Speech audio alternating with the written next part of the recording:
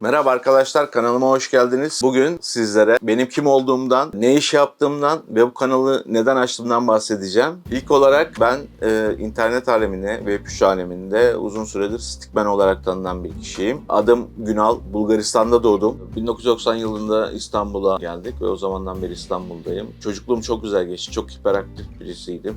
Yerimde duramazdım. Daha ufacık yaşta İstanbul'un her tarafını gezmiş sayılabilirim. Evden kaçıyordum, eve girmiyordum, haber vermiyordum.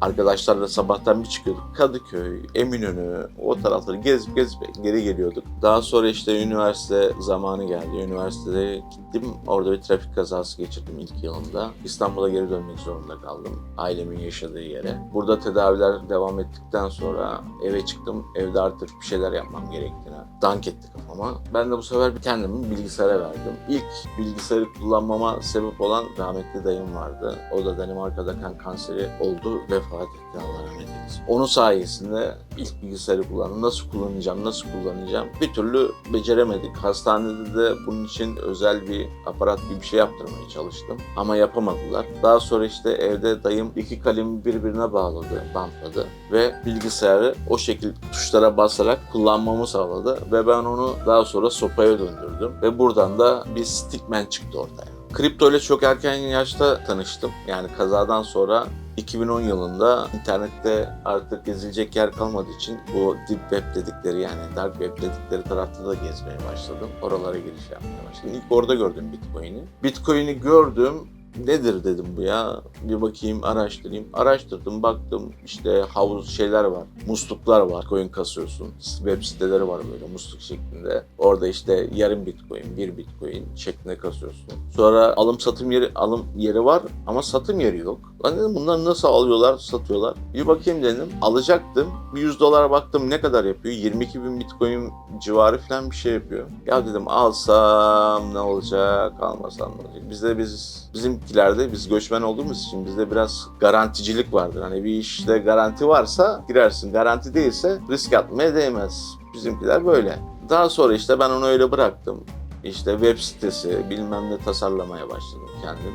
Kendi kendime onları öğrendim. Daha sonra bunları çevremdeki insanlar için kullanmaya başladım. Web sitesine ihtiyaç duydular. Onlara web sitesi yaptım. İşte bir askeriyeden arkadaşlarım vardı. Onlara o zaman Aşk-ı Memur diye, Aşk-ı Memnu'dan geliyor ismi. Onu da ben buldum ismini. Ya dedi, askeriyeye dedi, hani askerdeki insanları böyle date sitesi yapalım dedi. Tamam dedim, yapalım. Yaptık. Sonra işte işletemediler, yapamadılar, uğraşamadılar. Bana kaldı. Ben de dedim uğraşamam. Öyle kapattık. Aşk-ı Memnu'nun Aşk-ı Memuru.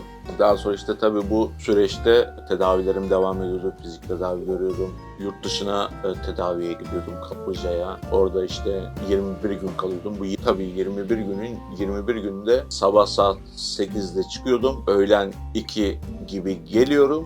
Dinleniyorum bir saat. Daha sonra akşam 6'ya kadar böyle yoğun bir tedavi içinde geçiyordu. Bunu senede 2 defa yapıyorduk. Tabii o zamanlar para birimi bizi tatmin ediyordu. Türkiye'nin para birimi yurt dışına göre bizi tatmin ediyordu. Tabii bu 2016 senesine kadar böyle devam etti. 2016 senesinden sonra işte daha çok bilgisayara yoğunlaştım. Artık annem ve babam yaş ilerledikçe fizik tedaviden dolayı annemin belinde ve kollarında artık yıpranmalar oldu. Bundan dolayı da annemin doktoru ağır kaldırmaması gerektiğini ve yorucu işler yapmaması gerektiğini söylemesi üzerine fizik tedavi artık bırakmak zorunda kaldık.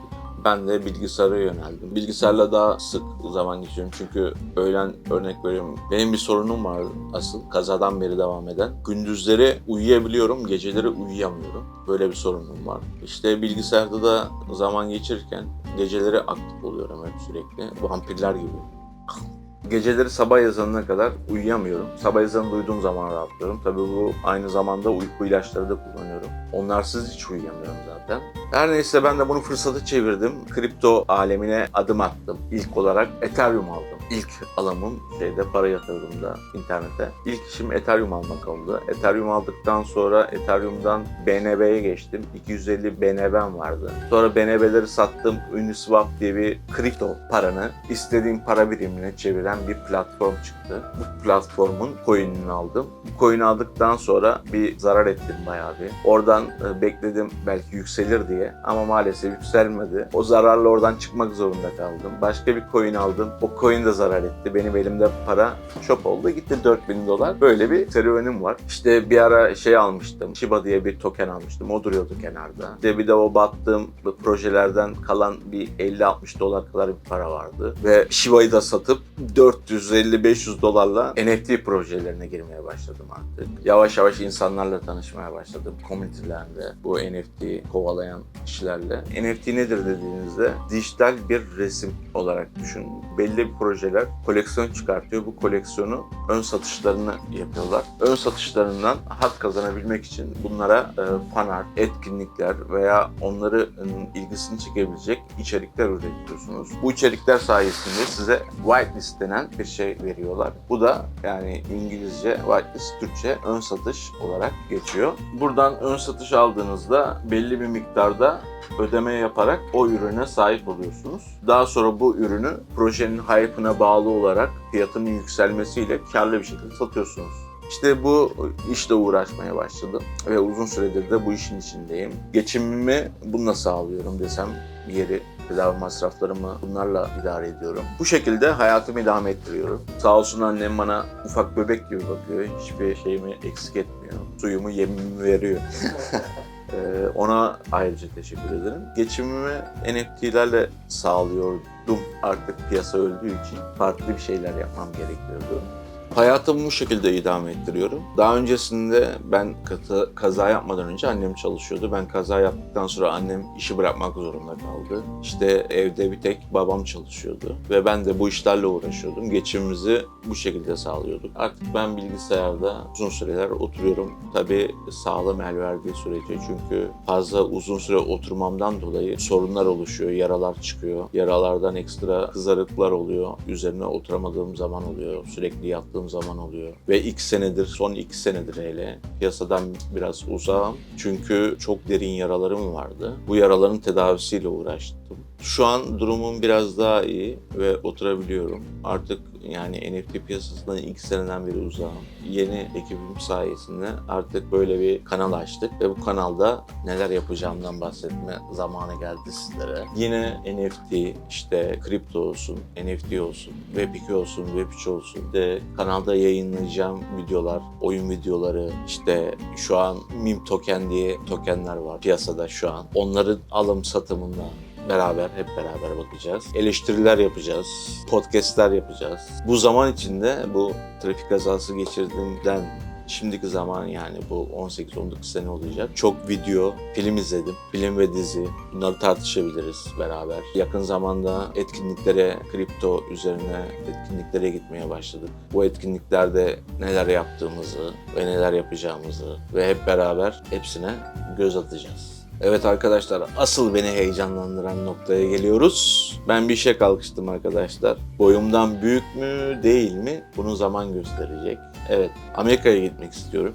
Amerika'ya gidip Neuralink tedavisine başvurmak istiyorum ve bunun sayesinde sağlığımı geri kazanmayı düşünüyorum. Bunu yapabilirsem çok güzel olacak. Çünkü artık annem ve babam yaşları gittikçe benim de sorunlarım çoğalıyor ve bu dünyada kimse ölümsüz değil. Bu yüzden dolayı artık kendi başımın çaresine bakabilmem gerekiyor. Hayatımı idame ettirebilecek şekilde gelişmelere ayak uydurmam gerekiyor. Bunun için biz Stick DAO diye bir proje başlattık. Yakın zamanda bununla ilgili zaten bir video gelecek. Bunun için daha fazla bahsetmek istemiyorum. Spoiler vermek istemiyorum. Beni izlediğiniz için teşekkür ederim. Abone olmayı unutmayın. Görüşmek üzere.